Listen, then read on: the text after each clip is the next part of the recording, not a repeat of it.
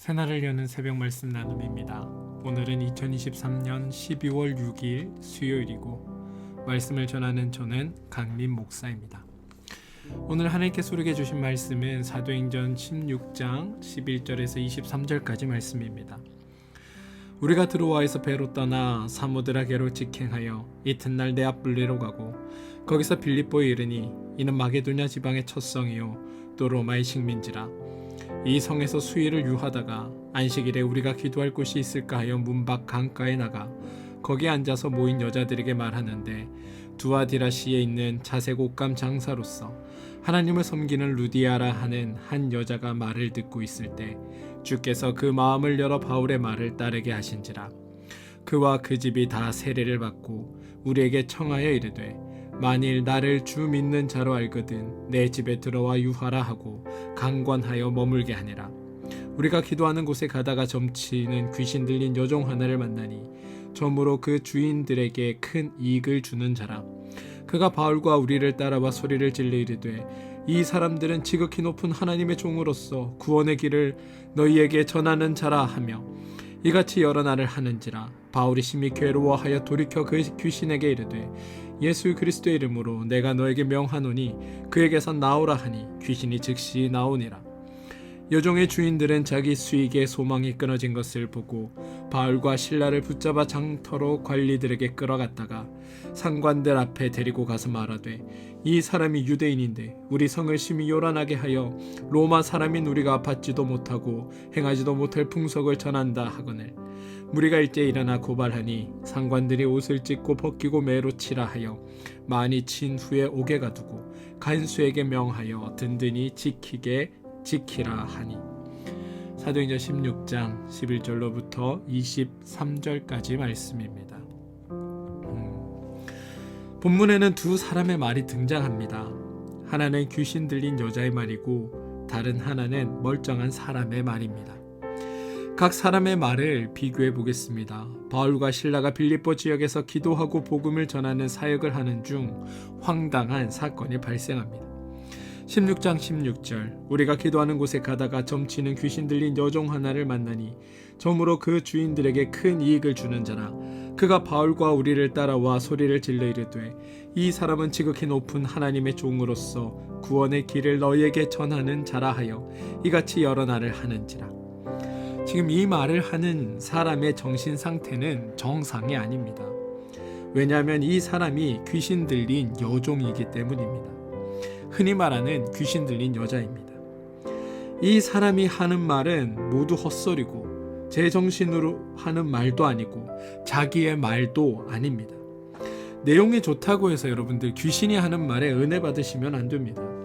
엄밀히 말하면 이 말은 이 여자의 말이 아니라 귀신의 말입니다.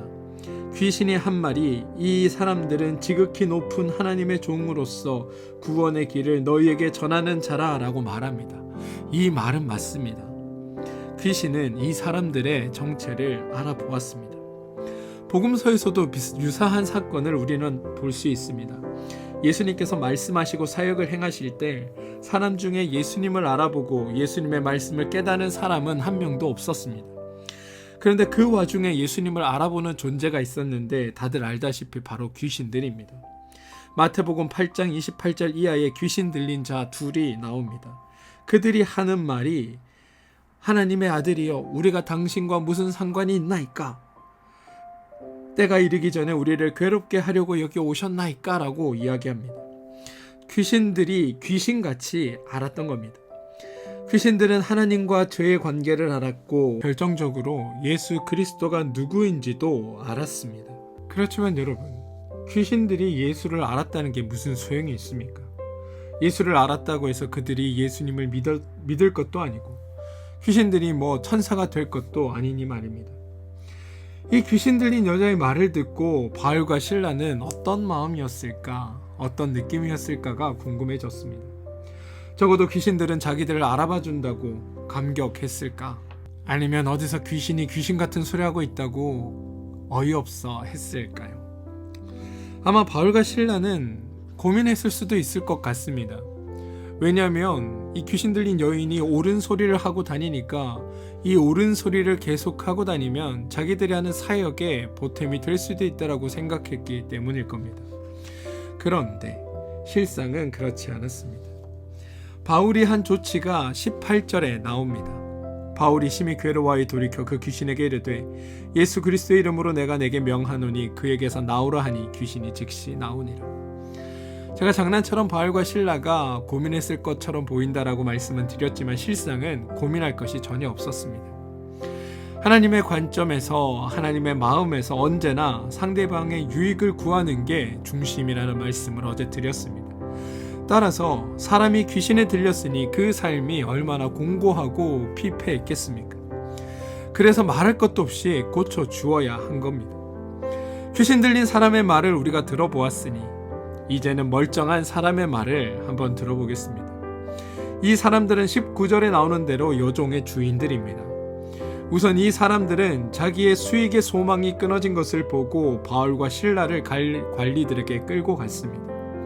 그들의 말을 직접 들어보면 이 사람들이 유대인인데 우리 성을 심히 요란하게 하여 로마의 사람인 우리가 받지도 못하고 행하지도 못할 풍속을 전한다라고 이야기합니다. 저는 이 사람들의 심정도 100번 이해가 됩니다. 자기 수익의 소망이 사라졌다는 건 이건 매우 심각한 문제이기 때문입니다.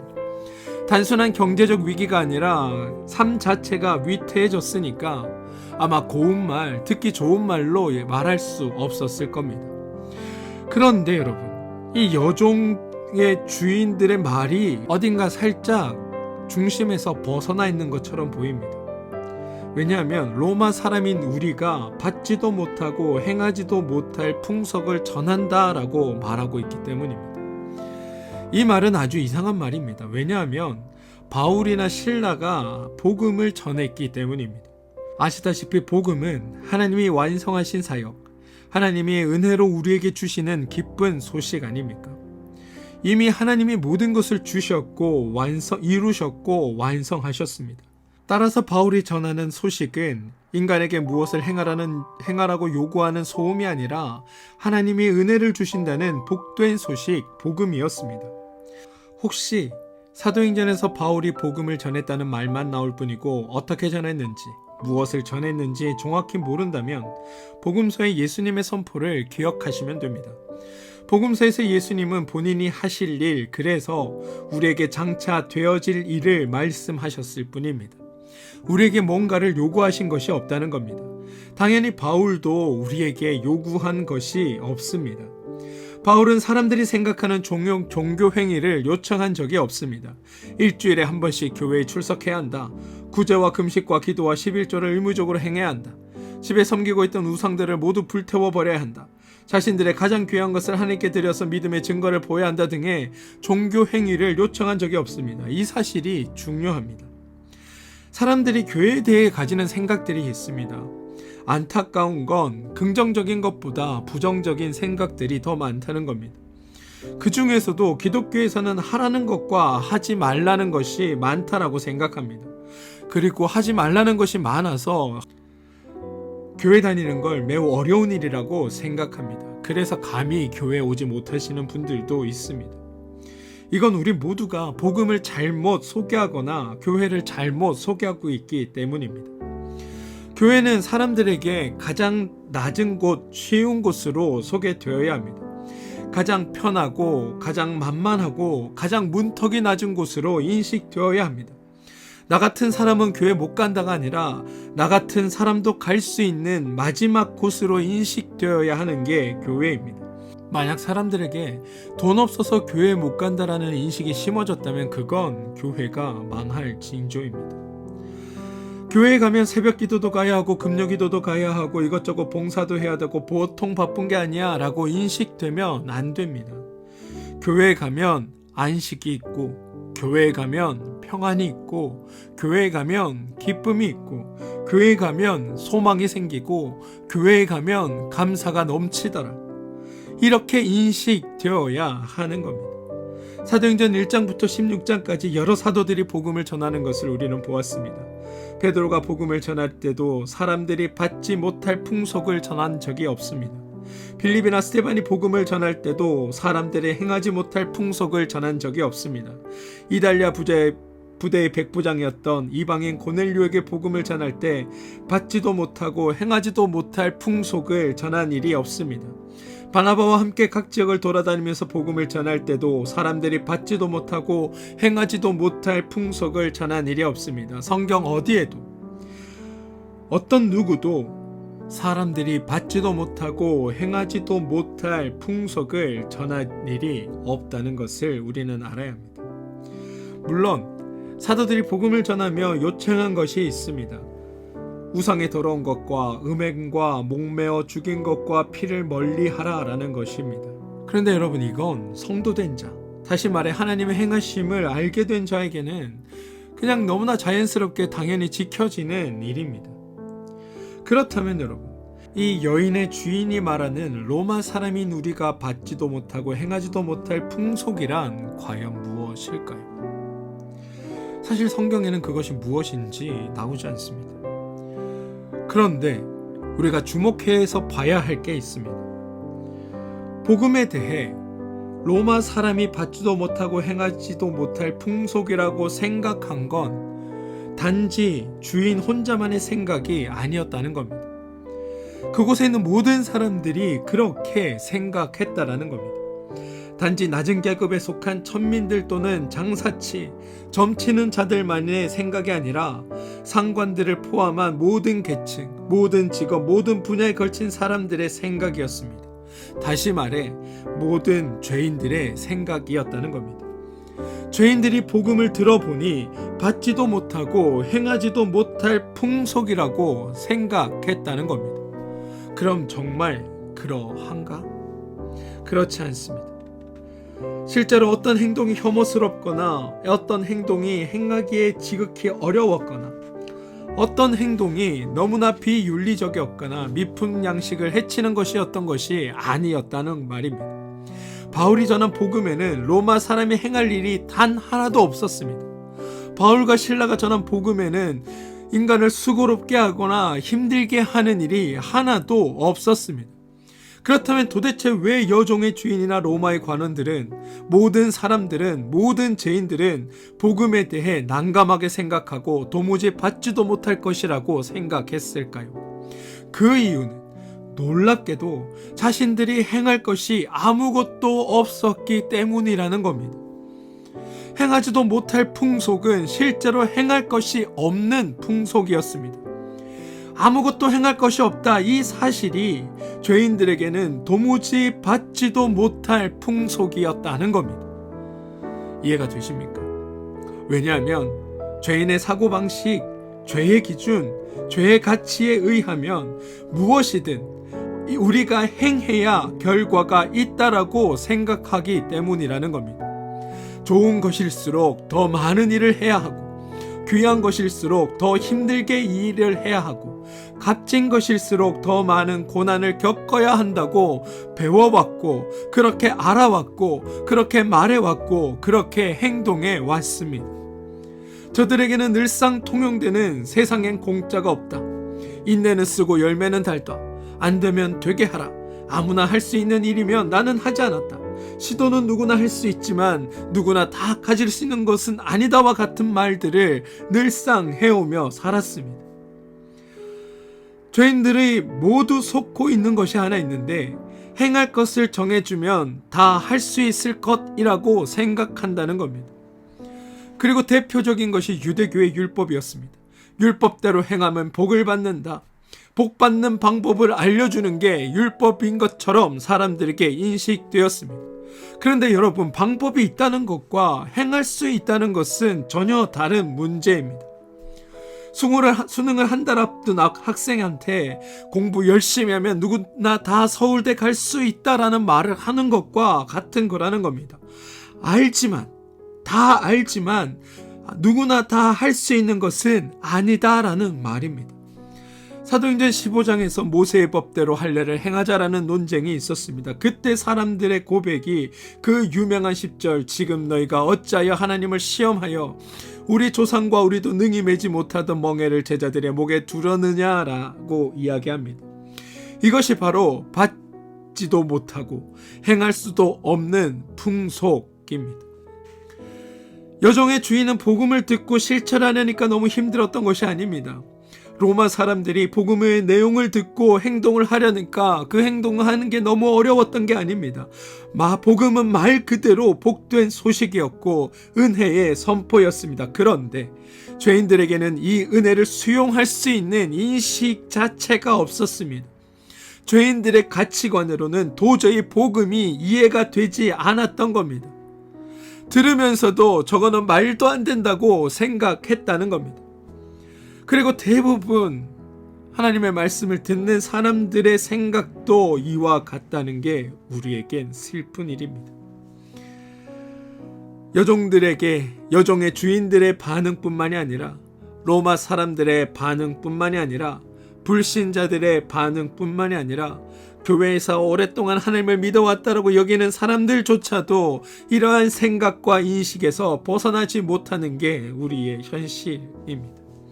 그런데 여러분, 분명히 아셔야 합니다. 우리 기독교 신앙의 근거는 나에게 있는 것이 아니라 하나님에게 있습니다. 왜냐하면 기독교는 인간의 삶의 문제를 죄라고 지적하기 때문입니다. 하나님을 믿지 않아도 죄를 이길 수 있습니까? 하나님을 몰라도 죄에게서 승리할 수 있습니까? 성경을 몰라도 죄의 사고를 벗어날 수 있습니까? 본문에 나오는 여종의 주인이나 로마 사람들이나 오늘날 교인들이나 모두 인간의 문제가 죄라는 것을 심각하게 인식 못합니다. 그래서 왜 하나님을 믿어야 하고 하나님께서 왜 은혜를 주셨고 그 은혜가 우리에게 어떤 의미인지에 대해 도무지 알려고 하지 않습니다. 그냥 율법을 지키고 어릴 때부터 들어왔던 예전부터 알아왔던 것들을 행하면 하나님이 복을 준다라는 것에만 집중하고 있습니다. 교회에 와서 하나님이 주신 은혜에 감사하고 은혜 받는 것에 감격하고 그것 때문에 행복해 해야 하는데 그러한 신앙생활은 사라지고 내가 하나님 앞에 무엇을 행했는지, 어떤 일을 했는지, 얼마나 많이 기도했는지, 얼마나 많이 말씀을 읽었는지, 얼마나 선행을 쌓았는지에 대해 이야기하고 이것을 했으니 나에게 복을 주십시오라고 주님한테 바라는 것, 이게 우리의 신앙의 모습이라는 겁니다. 모두 자기의 행동을 자랑하고 자기의 열심을 자랑하고 자기의 충성과 헌신을 자랑하는 모습. 그런데 여러분, 이건 하나님께 은혜 받은 자, 복을 받은 자의 삶이 아니라 죄의 종교를 믿는 사람들의 신앙과 다르지 않다는 것을 기억하시기 바랍니다. 사람들은 신앙의 근거를 하나님에게 두지 않고 나의 행동에 둡니다. 그래서 삶에 문제가 생기면 나를 탓합니다. 내 행동에 잘못된 것을 인식하고 바로 회개하죠. 그러면서 회개는 반성문 쓰듯 합니다. 잘못했습니다. 다시는 안 그러겠습니다. 앞으로 잘하겠습니다. 근데 여러분, 이건 우리가 믿는 기독교의 회개가 아닙니다. 우리가 믿는 기독교는 내가 할 수 있는 것이 아무것도 없다라고 고백하면서 시작되는 종교입니다. 나는 아무것도 아님을 고백하면서 시작하는 종교입니다. 그런 나를 하나님이 존귀하게 해주셨고, 그런 나를 하나님이 용서해 주셨고, 그런 나를 하나님이 깨끗게 해주셨다는 것에서부터 시작하는 게 우리 기독교입니다. 따라서 앞서 말한 반성문 하듯 쓰는 회개는 우리 기독교의 회개가 될 수 없습니다. 왜냐하면 앞서도 말씀드렸다시피 우리의 종교의 시작은 나는 할 수 없습니다에서부터 시작하기 때문입니다. 나는 할 수 없습니다. 그래서 하나님이 도와주셔야 합니다. 나는 할 수 없습니다. 그래서 하나님이 은혜 주셔야 합니다. 나는 할 수 없습니다. 그러니 하나님이 해 주셔야 합니다. 에서 시작하는 게 우리 기독교이기 때문입니다. 사랑하는 성도 여러분, 우리는 종의 주인을 통해 모든 인간은 복음에 대해 인식하지 못하고 반응하지도 못한다는 것을 확인했습니다. 그래서 죄인들에게 필요한 것은 그 죄를 고칠 어떤 행동이 아니라 오직 하나님의 은혜이어야만 한다는 것이 거듭 확인된 겁니다. 바라기는 여러분, 이 고백을 통해 하나님께 나아가게 되길 소망합니다. 나는 할 수 없지만 하나님은 하실 수 있으십니다. 나는 연약하지만 하나님은 강하십니다. 나는 부족하지만 하나님은 충만합니다. 그러니 주님 오셔서 은혜를 베풀어 주시고, 그러니 주님 오셔서 나에게 충만함을 더하여 주시고, 주님 오셔서 나를 강하게 하여 주시옵소서. 오셔서 불쌍한 저에게 은혜를 베풀어 주시옵소서. 이 고백이 믿는 우리의 고백이어야 한다는 겁니다. 사랑하는 성도 여러분, 매 순간 이러한 고백을 드리며 하나님의 은혜 가운데 살아가는 여러분들 되시길 소망합니다. 우리는 주님의 은혜로 살아가는 존재들입니다. 내가 행하여 얻는 구원이 아니라 하나님의 은혜로, 하나님의 일하심으로 우리가 살아간다는 사실을 잊지 마시고, 오늘 하루도 여러분의 삶에 동행하시고 일하시는 하나님의 그 일하심으로 말미암아 참되고 복된 행복을 누리는 여러분들의 삶 되시길 주님의 이름으로 축원드립니다. 함께 기도하겠습니다. 주님, 은혜로 구원받았던 말이 어떤 의미인지 다시 한번 돌아보게 됩니다. 내 능력, 내 힘, 내 것, 내 수고, 내 자랑이 아닌 오직 하나님만을 자랑하게 하여 주시옵소서. 주님으로 충만해지게 하여 주시옵소서. 당신의 은혜를 멈추지 않고 신실히 우리 가운데 내려주시옵소서. 그래서 오늘 하루도 당신으로 말미암아 살게 하시고, 당신의 일하심으로 인해 우리의 삶이 이루어짐을 알고 고백하게 하여 주시옵소서. 예수님의 이름으로 기도합니다. 아멘.